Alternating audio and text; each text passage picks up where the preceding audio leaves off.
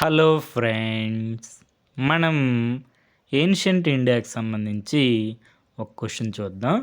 ఈ క్వశ్చన్ మనకి Punjab public service commission వారు అడగడం జరిగింది. క్వశ్చన్ ఏంటంటే మనకి 2 స్టేట్మెంట్స్ ఇచ్చారు. Ancient history based on archaeological and literary sources. ఈ 2 స్టేట్మెంట్స్లో కరెక్ట్ స్టేట్మెంట్స్ ఏవి అని అడుగుతున్నారు. 2 స్టేట్మెంట్స్ ఏంటంటే it is quite likely that the Indus Valley people recognize the importance of cow for its milk, dairy products అన్నారు.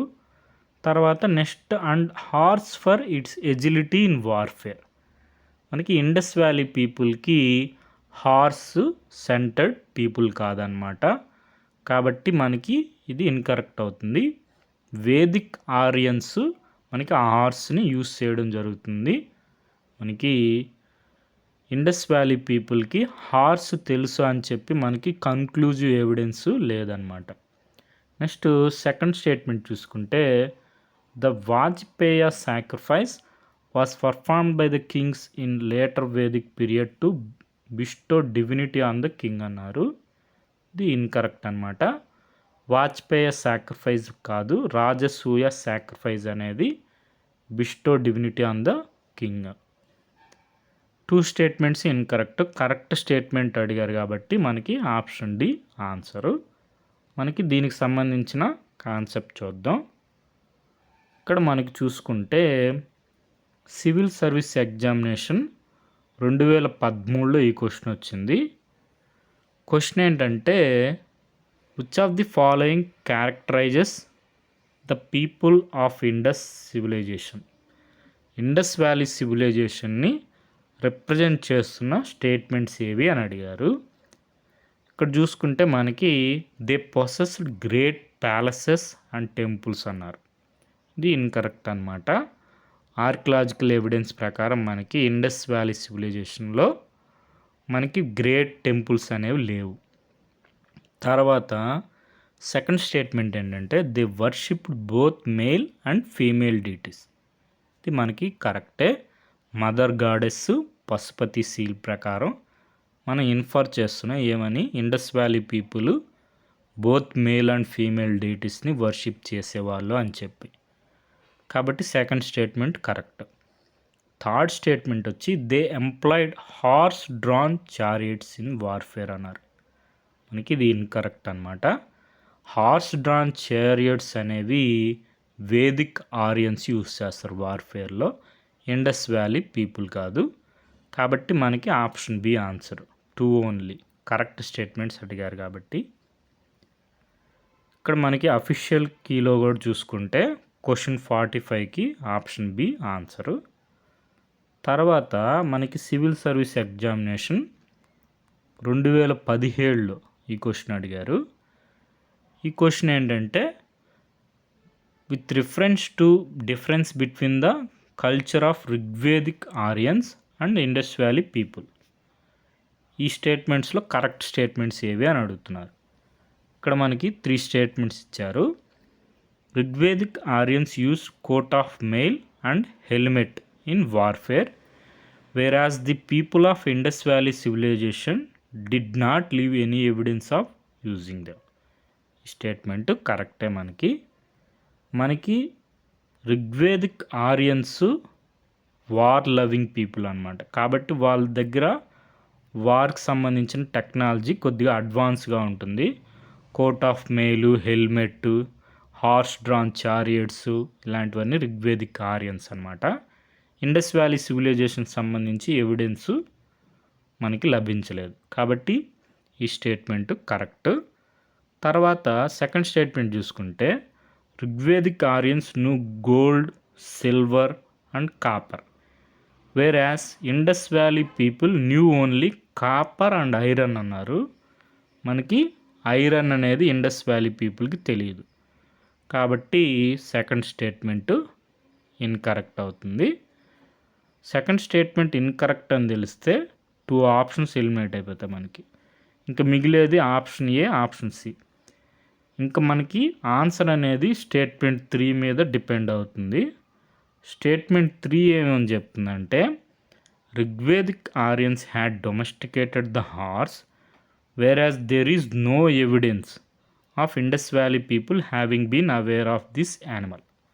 మనకి Indus valley పీపుల్కి horse తెలుసు అని ఎవిడెన్స్ లేదు.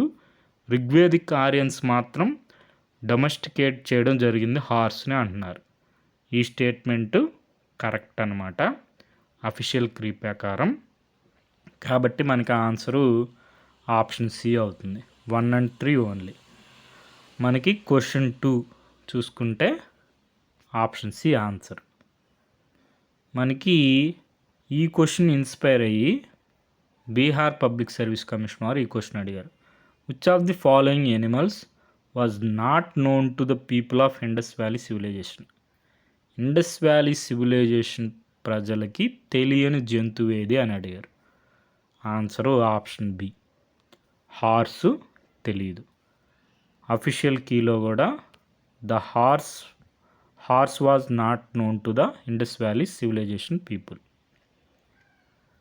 మనకి బీహార్ పబ్లిక్ సర్వీస్ కమిషన్ వారు మనకి అఫీషియల్గా ఇండస్ వ్యాలీ ప్రజలకి హార్స్ తెలియదు అని చెప్పి ఆన్సర్ ఇచ్చారనమాట. మనకి ఇక్కడ చూసుకుంటే class 11th NCERT old NCERT text బుక్లో ఇక్కడ ఒక స్టేట్మెంట్ ఉంటుంది. ఈ స్టేట్మెంట్ వల్ల ఈ క్వశ్చన్స్ అన్నీ ఫ్రేమ్ అవుతున్నాయి అన్నమాట. The remains of the horse have been reported from Surkotada situated on the west of Gujarat belong to around 2000 BC. సుర్కోట్డాలో మనకి రిమైన్స్ ఆఫ్ హార్స్ లభించాయని చెప్పి రిపోర్ట్ చేయడం జరిగింది అని చెప్పి ఇక్కడ ఒక స్టేట్మెంట్ ఉందన్నమాట. కానీ హరప్పన్ టైమ్స్లో ఈ హార్స్ అనేది నాట్ ఇన్ రెగ్యులర్ యూస్. కాబట్టి వార్ఫేర్లో horse drawn chariots Indus valley సివిలైజేషన్కి సంబంధించి ఇన్కరెక్ట్ అవుతాయి. రెగ్యులర్ యూస్లో లేదు హరప్పన్ టైమ్స్లో హార్స్ అనేది అని చెప్పి మనకి class 11th NCERT text book ancient ఇండియాలో ఉంది. తర్వాత ఆర్ఎస్ శర్మ సార్ బుక్లో సేమ్ ఇదే ఉంటుంది. ఇక్కడ స్టేట్మెంటు చేంజ్ అవుతుంది చూడండి.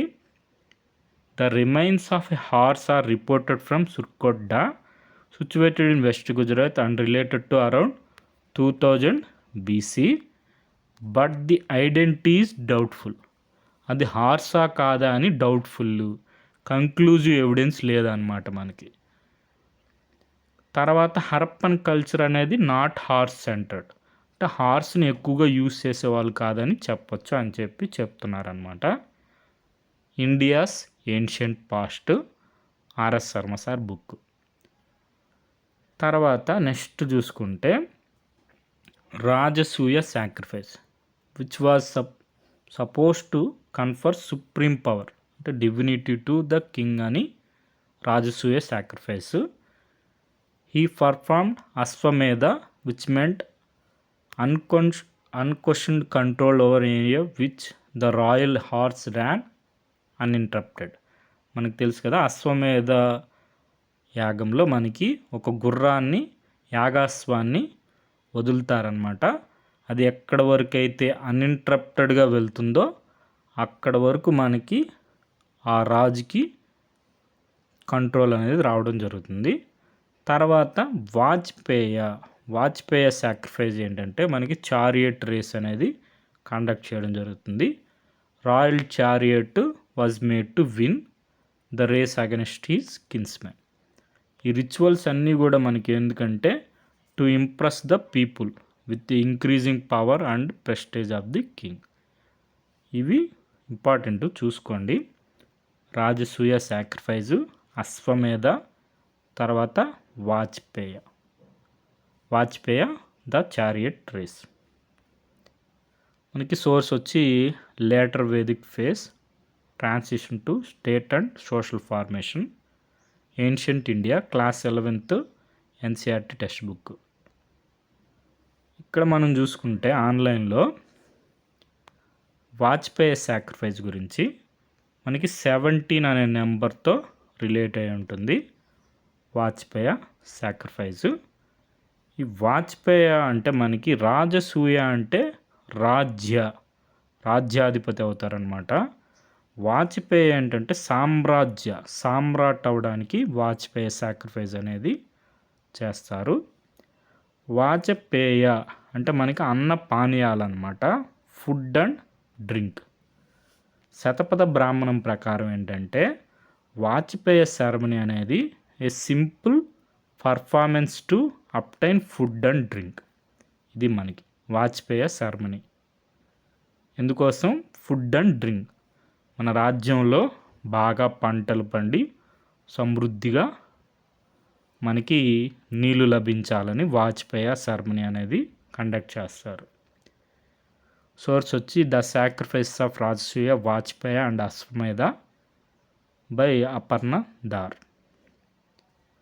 తర్వాత మనకి ఇక్కడ చూసుకుంటే వాజ్పేయ చెప్పుకున్నాం కదా, వాజపేయ అంటే మీనింగ్ రైస్ అండ్ డ్రింక్ అన్నమాట. వాజపేయ సాక్రిఫైస్ అనేది believed to bring in bountiful crop and plentiful water. సమృద్ధిగా పంటలు, నీళ్లు లభించడానికి వాజ్పేయ సెరమనీ అనేది కండక్ట్ చేసేవాళ్ళు. తర్వాత మనకి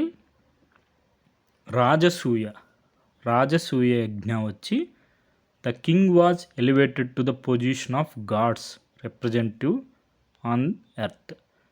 మనకి డివినిటీ అనేది కింగ్కి ఇవ్వడం కోసం రాజసూయ యజ్ఞ అనేది కండక్ట్ చేయడం అనేది జరుగుతుంది. మనకి వీటి గురించి వాజ్పేయ, రాజసూయ, అశ్వమేధ సాక్రిఫైస్ గురించి అన్నిటి గురించి చూసుకోండి. రాబోయే ఎగ్జామ్స్లో కూడా మనకి క్వశ్చన్స్ వచ్చే అవకాశం ఉంది. Okay friends, thank you for watching.